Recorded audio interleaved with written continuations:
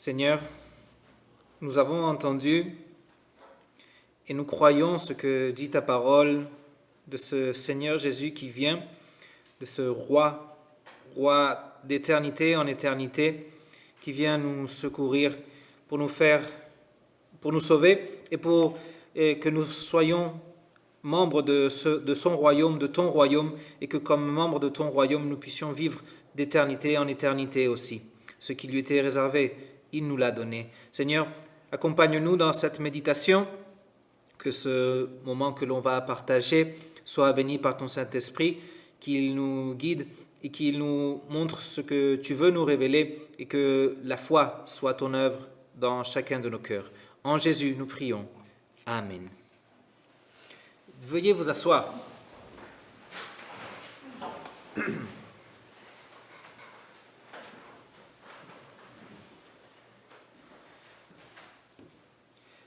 Je vais poser une question au plus grand. Est-ce que quelqu'un parmi vous a porté le bonnet d'âne à l'école? Non? C'était quelque chose qui se faisait avant. Les plus jeunes peut-être ne le savent pas. Non? Mais quand un enfant n'apprenait pas sa leçon, ou quand il ne faisait pas ses devoirs, on lui mettait ce bonnet d'âne qu'il devait garder toute la journée, et tout le monde lui disait « Ah, voilà, l'âne de la classe. » Non? Heureusement, on ne fait plus ça à l'école, non? Parce qu'on a stigmatisé beaucoup d'enfants et sûrement causé beaucoup de frustration. Non? Et par ailleurs, vous connaissez l'expression être un âne batté? Plusieurs d'entre vous la connaissent. Un jour, on m'a dit que j'étais un âne batté. Non, pas comme ça directement, non, un peu plus subtilement. Mais bon, c'est pas ce qu'on veut voir aujourd'hui, non? Qu'est-ce qu'on dit quand on dit à quelqu'un qu'il est un âne batté? Un âne batté, c'est une personne qui est peu compétente, mais qui croit qu'elle est très utile ou d'une grande utilité. C'est ce qu'on appelle un ignorant qui se prend pour un savant. On m'a dit que j'étais un âne batté, sûrement avec raison. Mais quand on parle des ânes, on peut aussi parler de quelqu'un qui est entêté. Non? On dit têtu comme une mule ou têtu comme un âne. Toutes des figures qu'on a dans notre pensée, dans notre mémoire au sujet des ânes. Un âne, c'est un animal docile, non? C'est pas la même chose qu'un cheval sauvage. On connaît tous cette image de la carotte devant l'âne et l'âne qui marche derrière la carotte, non? Combien de carottes qu'il y a devant nous et qui nous font marcher sans qu'on le sache. On a lu dans l'Évangile que Jésus avait besoin d'un âne. Il marchait vers Jérusalem entouré par la foule et à un moment donné, il s'arrête et il demande à ses disciples d'aller lui chercher un âne. Pourquoi Jésus a-t-il besoin d'un âne? Est-ce qu'il est fatigué de marcher? Non. Jésus veut que la prophétie soit accomplie.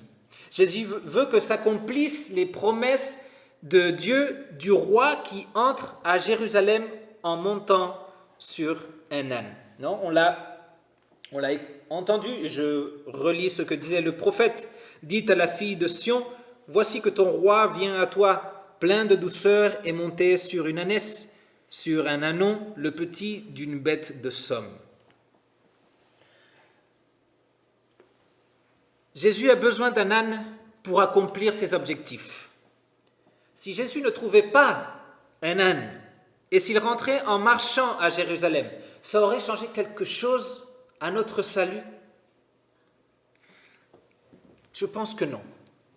Mais il fallait que Jésus entre à Jérusalem en montant un âne. L'âne n'était pas indispensable pour le salut de l'humanité, mais pour Jésus, il était nécessaire. Jésus monte l'âne parce qu'il veut accomplir ce que lui-même il avait promis, il avait prophétisé des siècles auparavant. Jésus a besoin d'ânes. Il a besoin de plusieurs ânes encore aujourd'hui. Soyons donc des ânes.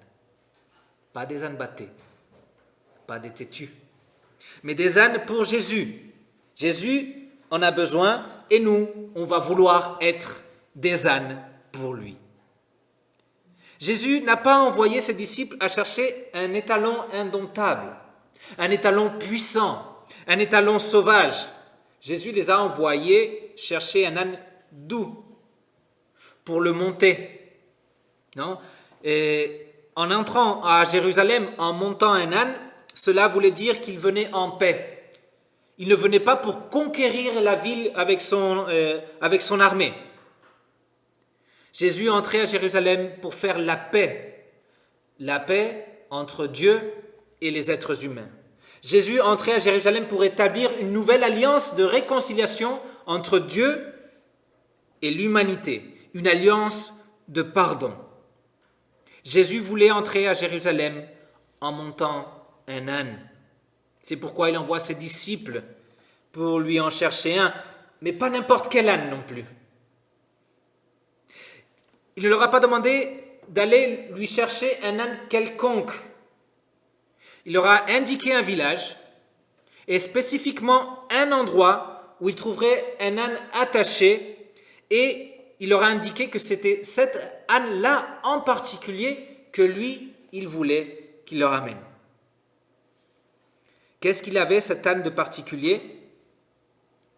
C'était pas le plus beau des ânes.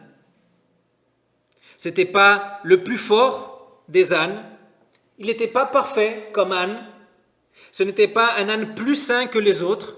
Ce n'était pas un âne qui faisait des plus belles prières que les autres. Ce n'était pas un âne qui allait plus souvent au culte que les autres. Jésus prend cet âne. Il le prend à part de son usage ordinaire pour en faire un usage exceptionnel, un usage extraordinaire.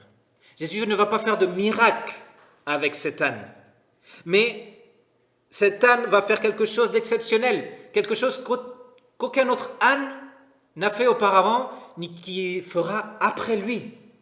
Il va porter Jésus dans son entrée triomphale à Jérusalem. Il va porter sur son dos le Seigneur, le Créateur de tout l'univers, le Sauveur de l'humanité.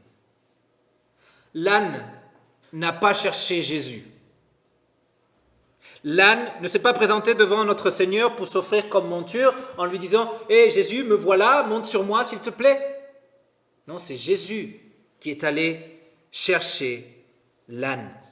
Jésus a confié à ses disciples cette tâche parce que Jésus voulait cet âne. Jésus est venu pour chercher d'autres ânes aussi. Des ânes qui nous trompons, des ânes qui disons des âneries, des ânes loin de lui, des ânes qui ont besoin de lui, des ânes pour être montés par lui. L'âne est-il allé à la croix? L'âne a-t-il été crucifié pour mes péchés? Non, mais l'âne était nécessaire. Il fallait un âne, même si l'âne ne serait pas notre sauveur. Quand les disciples amènent l'âne à Jésus, qu'est-ce qu'ils font avec lui? Si vous vous souvenez.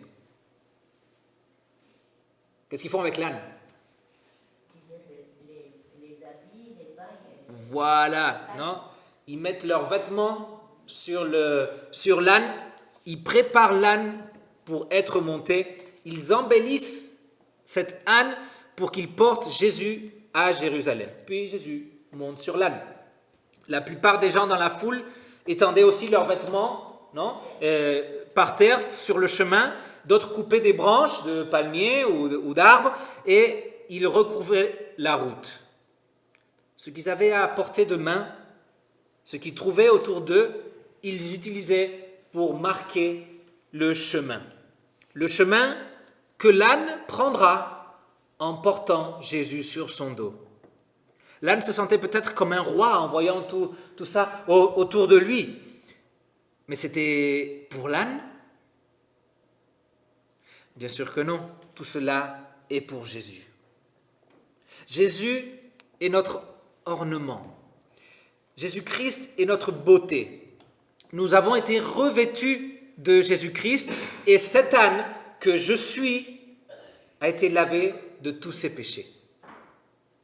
Cet âne est saint aux yeux de Dieu parce qu'il a été lavé par le sang de Jésus-Christ et parce que Jésus-Christ est monté sur cet âne. Jésus-Christ fait que ma marche soit sa marche et que mon chemin soit son chemin. Quand Jésus entra dans Jérusalem, qu'est-ce qui s'est passé? Est-ce qu'il y a eu du silence? Non.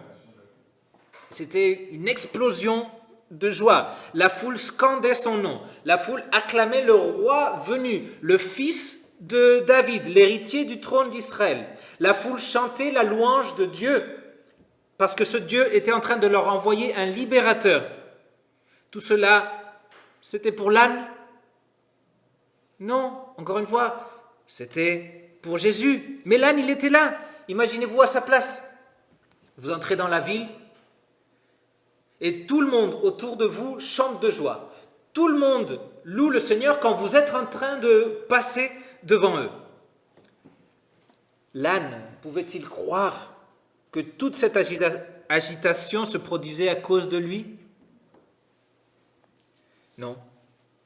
Mais l'âne vit un moment exceptionnel seulement parce que Jésus est en train de le monter, parce que Jésus est sur son dos. L'âne reçoit toute cette joie par ricochet. Seulement parce que Jésus l'a choisi, parce que Jésus l'a cherché et parce que Jésus est monté sur lui. Tout à l'heure, on disait que l'âne n'a pas cherché Jésus, mais que c'était le contraire.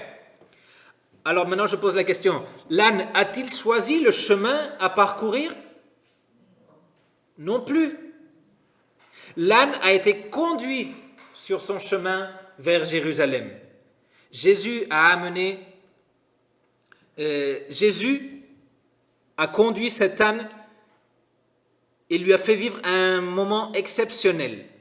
C'est ce qui arrive quand on est dirigé par Jésus pour aller où Jésus veut aller.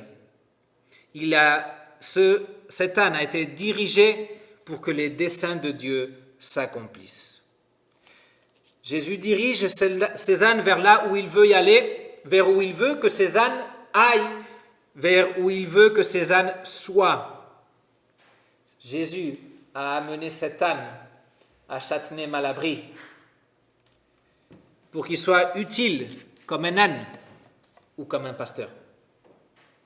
Jésus a amené tous ces ânes aujourd'hui, ici, pour se rencontrer avec leur Seigneur.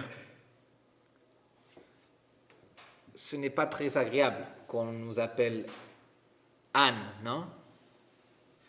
Et c'est pas joli que le pasteur nous dise qu'on est des ânes. Non?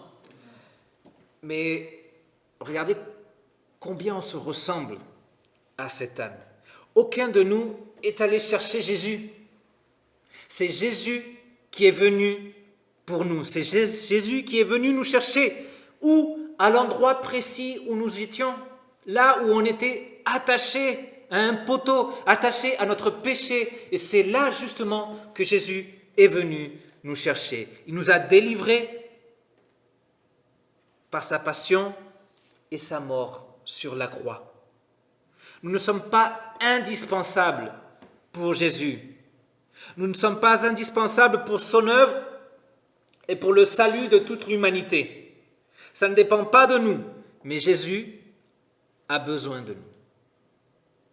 Maintenant que nous lui appartenons, il nous dirige vers là où il veut aller. Il nous dirige vers là où il veut que nous soyons. Il va nous monter et il va nous emmener avec lui. Il a besoin de quelqu'un pour faire un travail. Il nous monte et il nous amène pour faire son œuvre. Il a besoin de faire entendre l'évangile à quelqu'un. Il nous mènera pour que nous nous trouvions avec cette personne et pour qu'elle puisse entendre notre témoignage de l'Évangile. Il a besoin de consoler un malade à l'hôpital. Il fera peut-être que l'un d'entre nous tombe malade et il fera que nous soyons dans la même chambre que cette personne. Il a besoin d'âne et il nous a appelés pour être à son service, à vivre des choses exceptionnelles. La foule se demandait à Jérusalem, qui est celui-ci? Ils ne se demandaient pas ça de l'âne, mais de celui qui montait l'âne. Ce n'était pas l'âne l'important à ce moment-là, c'était Jésus. Nous ne sommes pas le plus important de ce qui est arrivé à ce monde, même si souvent nous voulons le croire. L'arrivée de Jésus au monde est l'événement le plus important qui ne s'est jamais produit. C'est pourquoi Noël est une des fêtes les plus importantes pour les chrétiens, mais aussi dans le monde entier. Qui est celui-ci? Se demandait la foule à Jérusalem. Et c'est précisément Jésus, la personne la plus importante au monde, celui qui a mis son regard sur toi. Il t'a vu, il a eu compassion de toi, il t'a délivré, il t'a revêtu de sa grâce et il marche maintenant avec toi. Il n'y a aucune honte d'être un âne pour Jésus. Au contraire, nous devons être heureux que Jésus nous ait choisis pour qu'il nous monte, parce qu'il nous emmène à la gloire céleste. Seulement Jésus peut nous conduire là-bas. Il choisit le chemin et nous assure que nous arriverons à la destination grâce à lui. Le chemin qu'il a choisi passe par ici, par ce moment de méditation et de rencontre avec lui. Et ça, c'est bon pour nous. L'âne, il aurait peut-être voulu rester à la maison. L'âne, il aurait voulu rester et dormir un petit peu plus. Il aurait voulu être ailleurs. Heureusement que Jésus nous dirige et qu'il a le souci de notre bien-être spirituel, de notre bien-être intégral. Il nous amène ici où nous avons besoin d'être, là où il veut que nous soyons.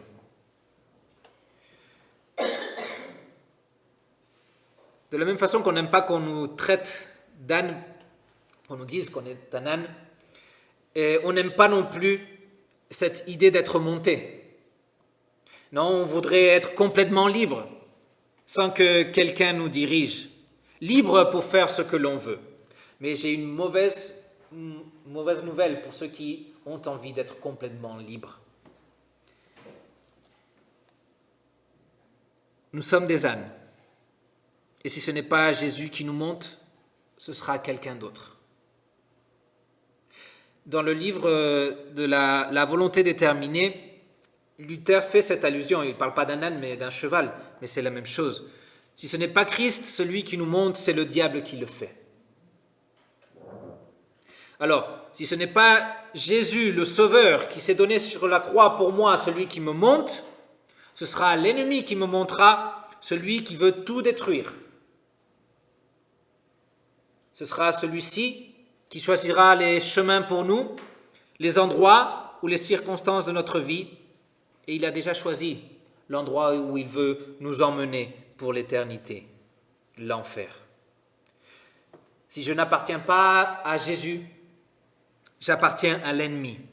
Il n'y a pas de troisième option, même si on voudrait y croire. Si je ne suis pas avec le Christ, je suis condamné. Et il n'y a pas d'espoir pour moi. L'ennemi veut nous monter. Il veut que nous nous rebellions vers Jésus, contre Jésus, que nous le chassions de notre dos. Si nous voulons que Jésus descende, il descendra. Il ne nous oblige pas à le porter. Mais l'ennemi, quand il nous monte, lui, il ne veut plus descendre. Et même si on lui demande, il ne descendra jamais.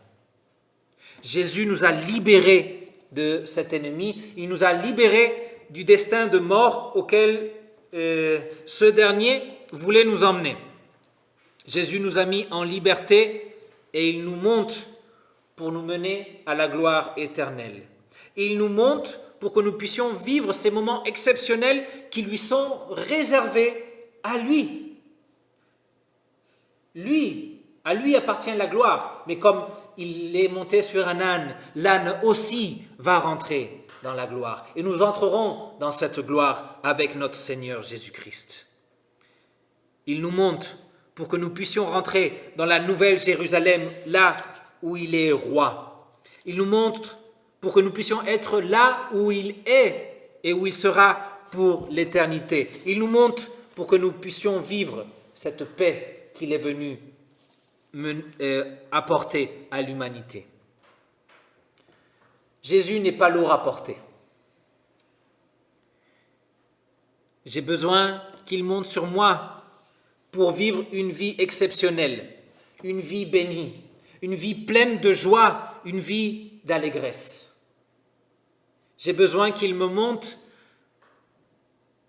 pour pouvoir avoir l'assurance du salut. Par moments, nous traverserons des sentiers qui seront dangereux. Nous traverserons des sentiers qui sembleront obscurs et malheureux. Nous traverserons des sentiers qui sont tristes et angoissants. Dans ces moments-là, souviens-toi qui te monte. Souviens-toi qui t'a cherché.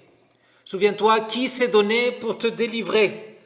Qui s'est donné pour que tu puisses avoir la paix. Dans ces moments-là, souviens-toi de qui t'a choisi pour avoir une vie exceptionnelle. Souviens-toi de ses promesses. Souviens-toi qu'il a fait chercher un âne en particulier pour que tous les détails soient accomplis. Et il connaît tous les détails de ta vie. Et il met son regard sur tous ces détails de ta vie. Souviens-toi qu'il sait ce que tu vis et souviens-toi qu'il dirige tes pas. Souviens-toi qu'il reste toujours fidèle. Souviens-toi qu'il ne déçoit jamais. Souviens-toi qu'il n'abandonne jamais. Souviens-toi que Noël, c'est Dieu faisant tout ce qui est nécessaire pour te sauver.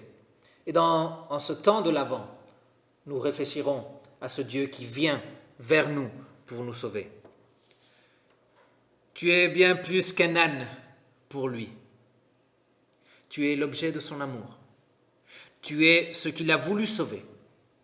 Tu es ce qu'il veut près de lui pour l'éternité.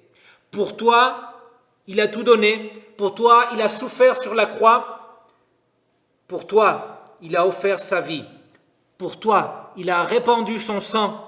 Il a payé le prix de ta rédemption. Laisse-toi guider par lui. Laisse Jésus choisir le chemin de ta vie et marche avec lui. Fais-lui confiance.